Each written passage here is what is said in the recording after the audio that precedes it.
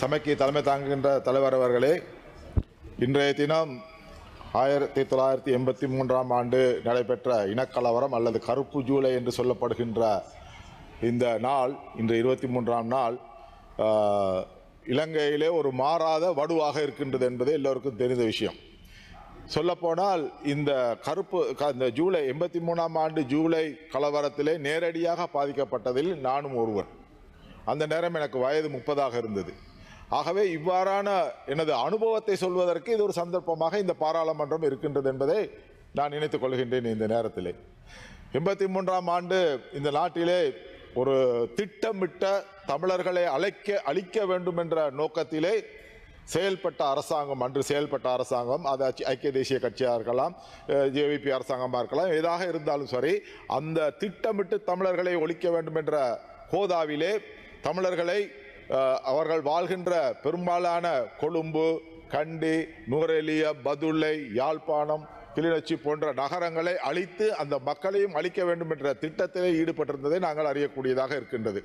ஆகவே அந்த வகையிலே அன்று கொழும்பிலே பிரபலமான வர்த்தகர்கள் புலம்பெயர்ந்து இன்று இந்தியாவிலே அல்லது வெளிநாடுகளிலே போவதற்கான சந்தர்ப்பம் அதுதான் உருவாக்கியது. எங்களுடைய சொத்து வெளிநாடுகளுக்கு போவதற்கு இது ஒரு சந்தர்ப்பமாக அமைந்திருக்கின்றது. ஆகவே இவ்வாறான ஒரு சந்தர்ப்பம் மீண்டும் வரக்கூடாது என்பது எங்களுடைய கருத்தாகும். அதற்குத்தான் இன்று இந்த கருப்பு ஜூலையை ஞாபகப்படுத்தி பேசுகின்றார்கள். ஆகவே மீண்டும் ஒரு இனக்கலவரம் இந்த நாட்டிலே வரக்கூடாது. நாங்கள் தமிழர்களாக இருந்தா என்ன, சிங்களவர்களாக இருந்தா என்ன, முஸ்லிம்களாக இருந்தால் என்ன, நாங்கள் இந்த நாட்டுக்கு விசுவாசமாக உள்ள ஒரு பிரஜை என்பதை நாங்கள் மறக்கக்கூடாது. நடந்தது நடந்ததாகவே ஆகிவிட்டது. ஆகவே நடப்பது நல்லதாகவே நடக்க வேண்டும் என்று நாங்கள் எதிர்பார்க்கின்றோம். உண்மையிலே சொல்ல போனால் அன்று அந்த திட்டமிட்ட கலவரத்திலே தமிழ் மக்களை அழிக்க வேண்டும் என்று திட்டம் போட்டிருந்தாலும் பெரும்பாலான சிங்கள மக்கள் தமிழ் மக்களை காப்பாற்றி இருக்கின்றார்கள். உண்மையிலே அன்று சிங்கள மக்கள் பெரும்பான்மையான தமிழ் மக்களை காப்பாற்றி இருப்பதை நாங்கள் அறியக்கூடியதாக இந்த நேரத்தில் சொல்லக்கூடியதாகவும் இருக்கின்றது. ஆகவே இந்த தமிழ் மக்களுடைய பிரச்சனை என்னவென்பது அன்றிலிருந்து இன்று வரைக்கும் எல்லா அரசாங்கத்துக்கும் தெரியும். பிரச்சனை ஒன்றுதான், அதாவது எங்களுடைய அதிகார பரவலாக்கல். இந்த நாட்டிலே அதிகார பரவலாக்கல் இருக்க வேண்டும். தமிழர்களுக்கும் ஆளுவதற்கு உரிமை கொடுக்க வேண்டும். அவர்களும் சில விஷயங்களை நாட்டை ஆள்வதற்கு கேட்கவில்லை, தாங்களுடைய மாகாணத்தை அல்லது தாங்கள் பிரதிநிதித்துவப்படுத்துகின்ற பிரதேசங்களை ஆளுவதற்காவது அவர்களுக்கு சந்தர்ப்பத்தை கொடுக்க வேண்டும் என்பது எல்லோருடைய எதிர்பார்ப்பும் இருக்கின்றது. ஆனால் அது அன்று முதல் இன்று வரை நடைமுறையில் இல்லை என்பதுதான் உண்மை. இந்த நடைமுறையில் கொண்டு வருவதற்காகத்தான் அன்று மாகாண சபை தேர்தலை அறிமுகப்படுத்தினார்கள். மாகாண சபை தேர்தலை அன்று முழுக்க எதிர்த்துவது இந்த ஜேவிபி அரசாங்கமாக இருந்திருக்கின்றது என்பதை நாங்கள் உங்களுக்கு ஞாபகப்படுத்த வேண்டும். ஆகவே இந்த மாகாண சபை தேர்தலிலே ஒழுங்கான வரமுறைகளை பின்பற்றி அவர்களுக்கு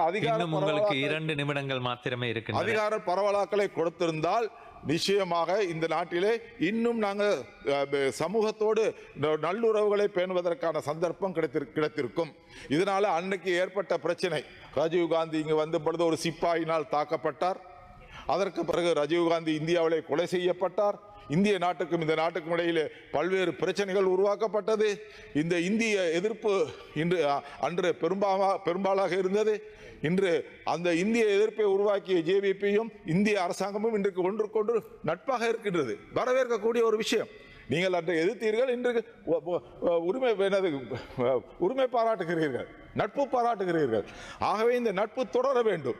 ஆகவே இந்த நட்பு தொடர்வதற்கு இது நடந்தவற்றை சொல்லி காட்டாமல் அந்த அரசாங்கம் தான் செஞ்சது, இந்த அரசாங்கம் தான் செஞ்சது என்று சொல்லி காட்டாமல் நாங்கள் என்ன செய்ய போகின்றோம் என்பதை எங்களுடைய கௌரவ ஜனாதிபதி அனுரகுமார் திசாவர் அவர்கள் இந்த நாட்டுக்கு நல்லதை செய்ய வேண்டும் என்று நாங்கள் எதிர்பார்க்கின்றோம். அது மட்டுமல்லாமல் இன்றும் மலையகத்திலே தினம் கடுஞ்சூலையாக இருக்கின்றது. தலைவர் அவர்களே, உங்களுக்கு தெரியும், போன வாரத்திலே ஹாலியல பகுதியிலே ஒரு சூப்பரிண்டர் ஒருத்தரை அடித்து பெரிய காயப்படுத்தி இருக்கின்றார். இப்படி தினம் நடக்கின்ற இந்த நிகழ்வுகளையும் உள்ளடக்கி இந்த தோட்ட தொழிலாளர்களுடைய பிரச்சனையையும் தமிழர்களுடைய பிரச்சனையும் தீர்ப்பதற்கான நடவடிக்கையை நீங்கள் எடுக்க வேண்டும் என்பதை நான் உங்களுக்கு இந்த நேரத்தில் சொல்லிக்கொள்ள விரும்புகின்றேன். நான் நினைக்கின்றேன், உண்மையிலே இந்த அரசாங்கத்திலே மதிக்கக்கூடிய ஒரு அமைச்சராக இருக்கின்றார் பிமல் ரத்நாயக்கா அவர்கள். I like him. நான் உண்மையிலே அவரை விரும்புகிறேன்.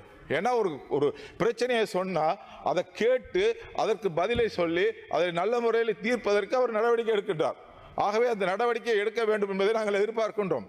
அண்ணன் சந்திரசேகரன் அவர்கள் இங்கே இருக்கின்றார்கள். நாங்களும் நீங்களும் ஒரே நகரத்திலே இருந்திருக்கின்றோம். அந்த நகரத்திலே நூரெலியாவிலே அன்று 16 பேர் உங்களை சொந்தக்காரங்கன்னு நினைக்கிறேன். உங்க சொந்தக்காரர்கள் 16 பேரை ஒரே நேரம் நிறைவடைகின்றது ஞாபகப்படுத்துகின்றேன்.